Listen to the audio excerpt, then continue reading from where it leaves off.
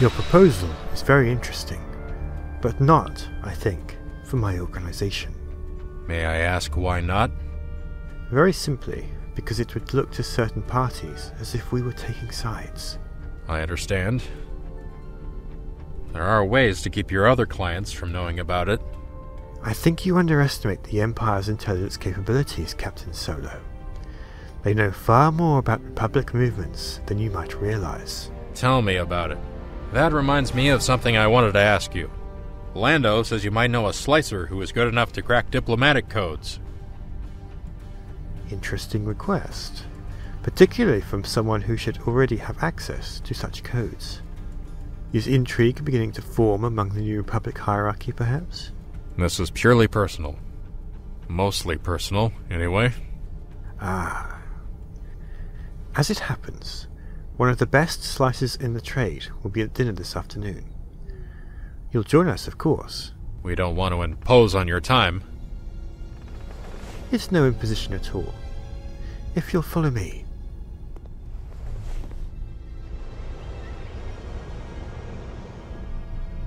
Good evening, all. May I present Generals Lando Calrissian and Han Solo, who will be dining with us this evening. 3 of my associates, Wade Warren, Chin, and Ghent. Ghent is the slicer I mentioned, possibly the best in the business. And of course, you've already met Mara Jade. Yes. So, you're Han Solo. I've heard a lot about you. Always wanted to meet you. Just remember, kid, whatever you've heard has been hearsay, and stories grow an extra leg every time they're told. You're too modest. It would be difficult to embellish the Zygerian slaver incident, for example. Zygerian slavers? You've never told me that one. He and Chewbacca attacked a Zygerian slaver ship. Just the 2 of them. The Zygerians were so scared, they abandoned ship. They were more pirates than slavers, and they weren't afraid of me. They abandoned ship because I told them I had 20 stormtroopers with me, and we were coming aboard to check their shipping licenses. They bought that? I was broadcasting a borrowed Imperial ID at the time. Yes. What is it? Then, he gave the ship over to the slaves in the hold. Gave it to them, and all the cargo, too. Why, you old softy. Right. Trouble? I hope not. This will only take a few minutes. Please enjoy your meal. I've seen her before, Hen. I don't know where, but I know I've seen her. I don't think she was a smuggler at the time. Well, figure it out fast, buddy. I've got a bad feeling about this.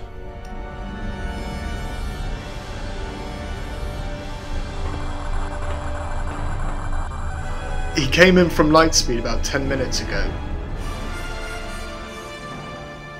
Captain Pelion signaled 2 minutes later, asking for you personally.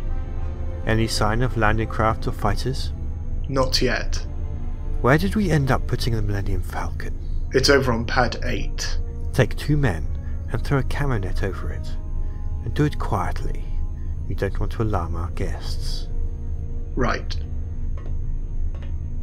Interesting timing, this visit.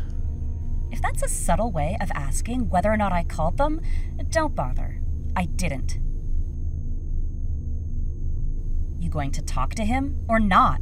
I don't suppose I have much choice. Captain Pelion, this is Talon Karrde. My apologies for the delay. What can I do for you? Good afternoon, Captain Karrde. I am Grand Admiral Thrawn. Good afternoon, Admiral. This is an unexpected honor. May I ask the purpose of your call? Part of it I'm sure you've already guessed. We find ourselves in need of more Isalamiri, and would like your permission to harvest some more of them. Certainly.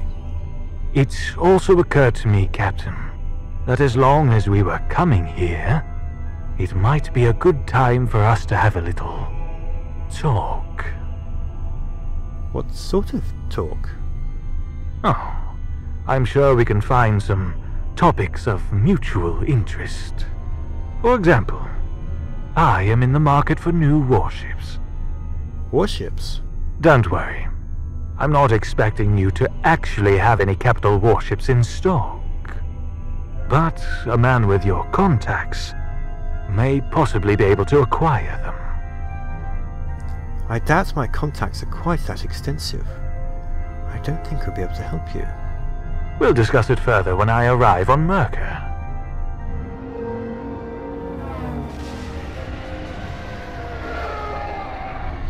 I'm afraid we don't have much to entertain you with. Certainly not on such short notice. No need for entertainment. As I said, I'm simply coming to talk. A brief talk. I know how busy you are. I appreciate your consideration. If you'll excuse me, Admiral, I need to begin the preparations to receive you. I look forward to our meeting.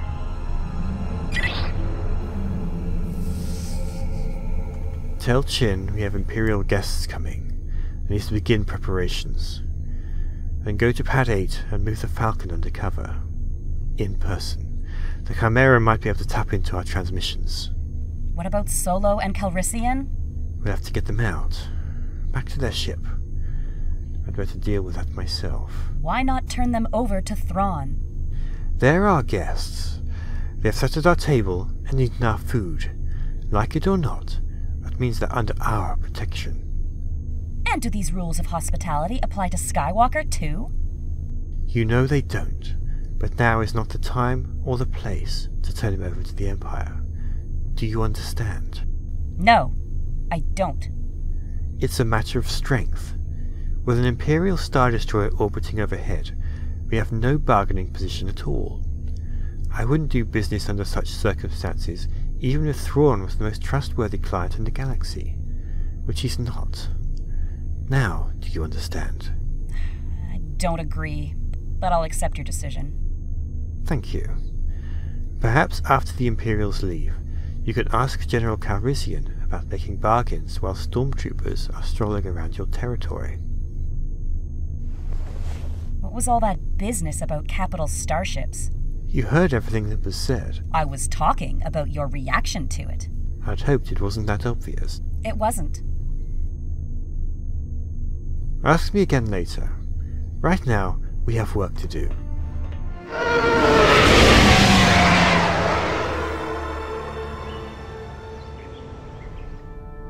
Okay, R2. I think we're ready to try it. Here goes.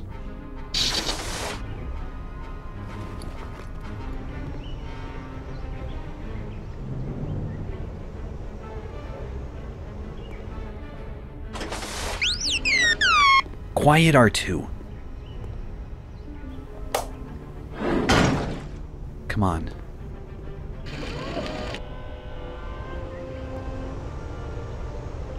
The landing pads are around that way. Keep an eye out for anyone coming out of the buildings.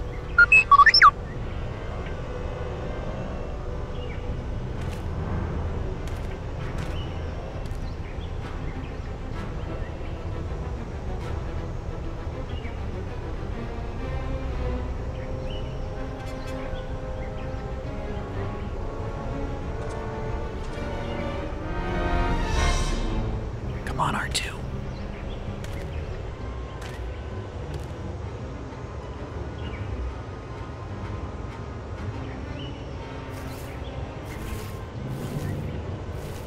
Got any suggestions?